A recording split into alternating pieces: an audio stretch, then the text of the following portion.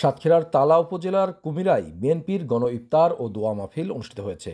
বৃহস্পতিবার Kumira high school মাঠে স্থানীয় ইউনিয়ন বিএনপির আয়োজনে এই ইফতার মাহফিল অনুষ্ঠিত হয়।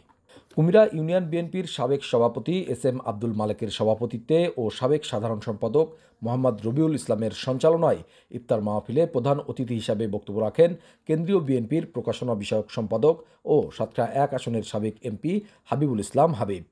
বিশেষ অতিথি হিসেবে উপস্থিত ছিলেন তালা উপজেলা বিএনপির সাবেক সভাপতি মৃণাল কান্তি রায়, সাবেক সহসভাপতি শেখ গোলাম মোস্তফা, সাবেক সাধারণ সম্পাদক অধ্যক্ষ শফিকুল ইসলাম, তালা উপজেলা জিয়া পরিষদের আহ্বায়ক রফিকুল ইসলাম, নগরঘাটা ইউনিয়ন পরিষদের সাবেক চেয়ারম্যান মোহাম্মদ সর্দার, তারা উপজেলা যুবদলের আহ্বায়ক মির্জা আতিয়া রহমান, সদস্য সচিব মোস্তফা হোসেন মন্টু প্রমুখ।